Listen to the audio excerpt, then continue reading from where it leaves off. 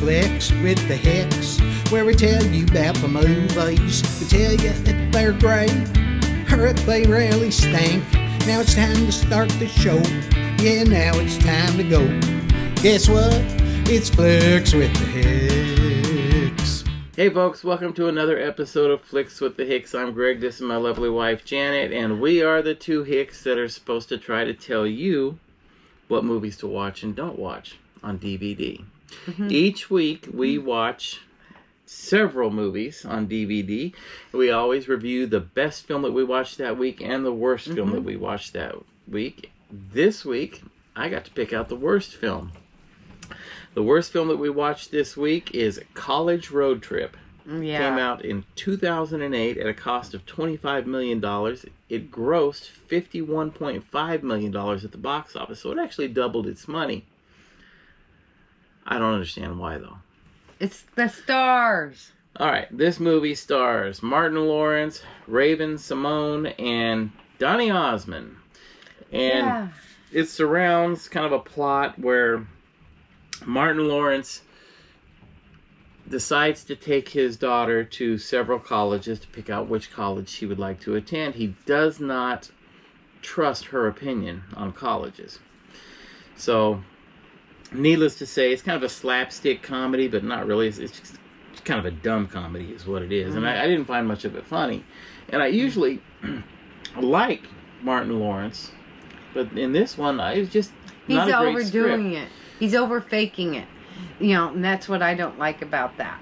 Yeah. He's faking too much. Well, a lot of the was just over the top, or the comedy was. Even his younger son becomes a stowaway on the trip and brings their pet pig to the college campuses. So, but basically, he doesn't trust his daughter's opinions or what on she colleges has and goals in life or anything. He's a cop and he's overprotective and he's like thinks he knows everything the best for his daughter and everything, and it's kind of ridiculous. Kind of. You know? But yeah.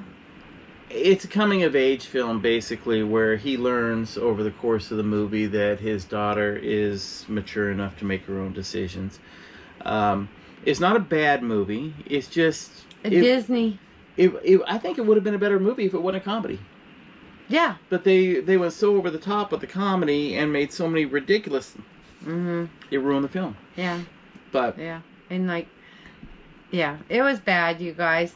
I mean, seriously bad. Disney is just throwing stuff together sometimes, just, you know, to have something out, I guess. Just because it's a Disney movie, somebody will get all the Disney movies. Yeah. But I don't buy it. Don't even bother. I mean, Martin Lawrence, it's the same type character he does with this comedy, but this is way overdone. Really stupid. So, on a scale of 1 to 100, I would give College Road Trip a whopping 41. I was thinking like 30. Just 30. You know, even Donny Osmond and all that. Not worth wasting your time on it, folks. Right, honestly. right. Somebody gives it to you free, make a nice beer coaster out of it, because you'll get more use that way. Now, Miss Janet, what was our best movie of the week? Okay, my movie was Under the Tuscan Sun, and I liked it. I really did. It is the memoirs of Frances Mays from 1996, and so it's like a true story, you know, type thing. And it's heartwarming, and it's true to life, and Diane Lane played the main character, and she's finds out her husband's cheating on her and going through a divorce, and he hadn't worked. He was a writer that didn't do anything, and she did making all the money, so he wanted alimony. They're in San Francisco, you know, you get alimony and stuff like that, right? Anyway, and she's devastated, you know, and so in the divorce proceedings, he wants the house instead of like a bunch of alimony and stuff. But anyway, she's got some friends that are trying to cheer her up. I don't know if I'm politically correct. Lesbian couple. They're going to have a baby together. And Sandra Oh. Sandra Oh. Oh. Mm-hmm. Yeah. Plays Patty, which is pregnant. She was supposed to go on... Patty's supposed to go on a trip to Italy. And she's pregnant, so she can't go. So she gives her ticket to Frances, which is Diane Lane, Frances, to go on the trip. She had writer's block. She had to get away from all the situation, from San Francisco, the ex and all that. And she's on this little bus tour, and there's a villa that she ends up seeing that's for sale, and then the bus tour just happens to stop right in front of it. She stops there, and she doesn't ever leave. It's awesome. She loves the place. She's got this crew of Polish immigrants that starts helping her, and she gets involved with all the community, with the people, and the immigrants, befriends all these people. It's just heartwarming. It's really good. And real life situations.